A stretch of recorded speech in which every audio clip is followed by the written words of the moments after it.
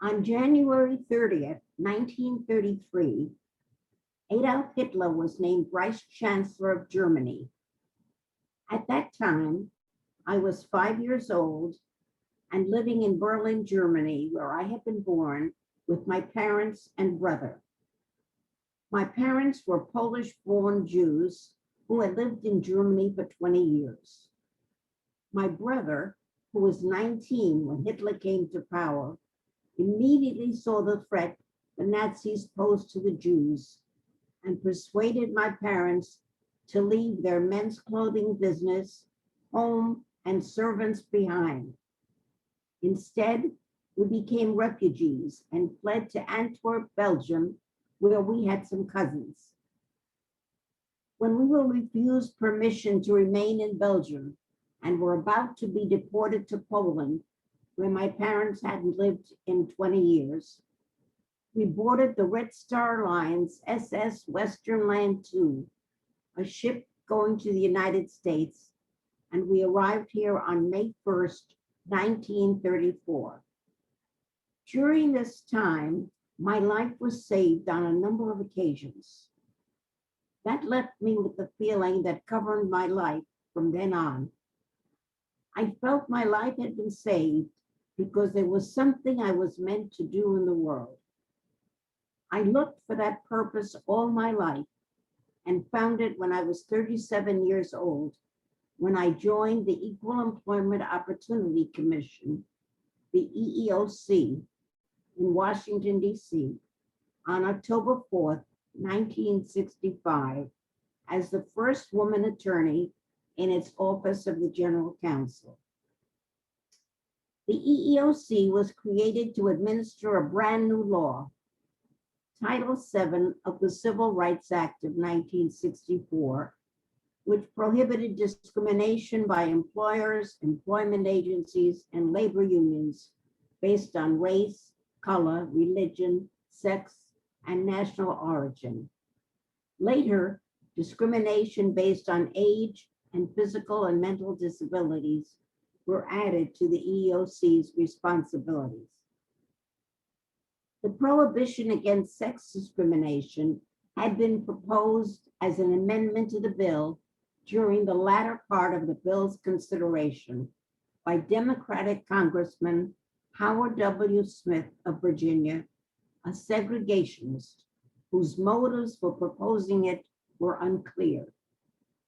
There had been no nationwide women's movement immediately preceding Congressman Smith's proposed amendment.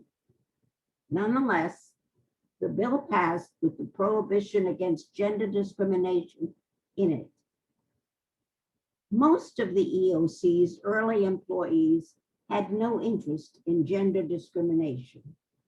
They had come to the EEOC after the civil rights movement of the 1950s and 60s to fight employment discrimination based on race or color. They did not want the Commission's resources diverted to issues of gender discrimination. Once I realized that there were very few people at the EEOC who had any interest in implementing the gender discrimination prohibitions of the Act, I realized it would be necessary to turn the EEOC around on this, and that we needed an organization to do this. As fate would have it, during the early days of the EEOC, a writer came to the EEOC. She had become famous through publishing a book in 1963 called The Feminine Mystique, which dealt with the frustrations of women who were housewives and mothers and did not work outside the home. Now she was interviewing EEOC officials for a second book she thought she was going to write about all the progress she thought women had made in the few years since The Feminine Mystique had been published. Her name was Betty Friedan. When she saw me, a woman, in the General Counsel's office, Betty asked me to tell her what was really going on at the Commission. As a staff member, however, I did not feel I could publicly speak out about the problems at the commission, and I did not tell her what was happening with regard to women's issues. But when she came a second time, I was feeling particularly frustrated by the commission's failure to implement the law for women, and I invited her into the privacy of my office. There, I told her with tears running down my cheeks that what this country needed was an organization to fight for women like the NAACP, the National Organization for the Advancement of Colored People, fought for its constituencies.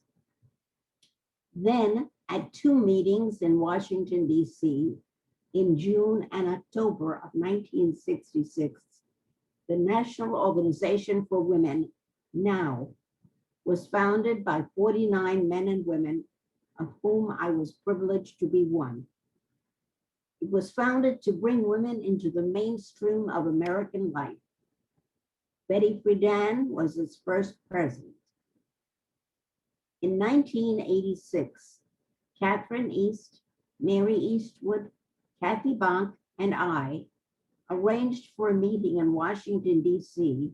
of the founders of NOW to celebrate NOW's 20th anniversary, after we learned that the officers at that time, apparently in the belief that NOW had sprung up by itself without any founders, they were going to have a 20th anniversary celebration in Los Angeles, to which they hadn't invited any of the founders. At the last minute, they did invite Betty Friedan, and I believe she went.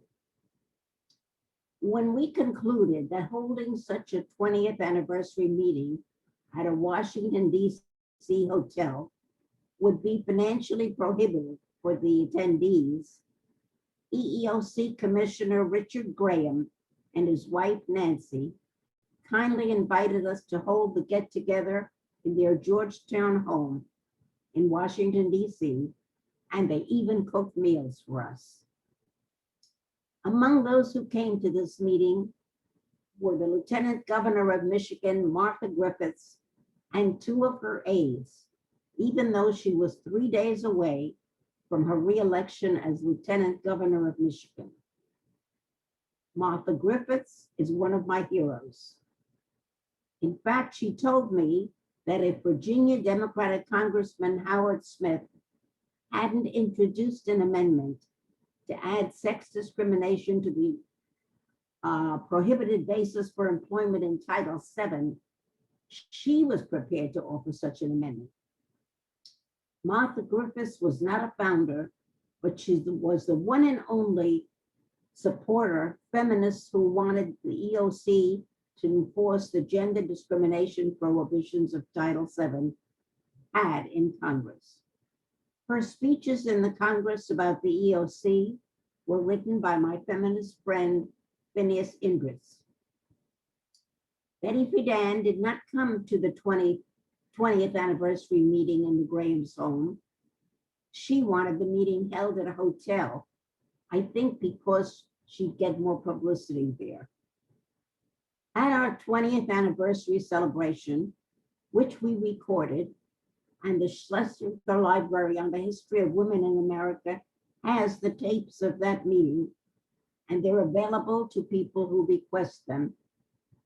We sat around a circular table, and each of us told how we had become a founder of NOW. A number of the speakers said they had suggested to Betty Friedan that an organization which ultimately became NOW be formed, and perhaps they did. But in a March 4th, 1973 article Betty published in the New York Times called Up from the Kitchen Floor, she wrote that I was the one who gave her the idea. Betty also said the same thing in a book she published in 1976 called It Changed My Life. As you know, NOW was founded 55 years ago. NOW's activities and the EEOC administration of the just gender discrimination prohibitions of Title VII began a worldwide legal revolution in the rights of women that continues to this day.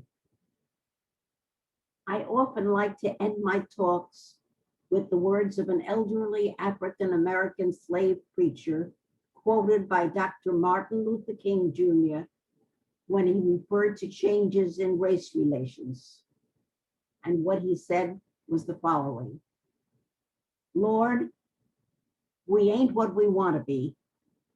We ain't what we ought to be. We ain't what we gonna be. But thank God, we ain't what we was. Thank you.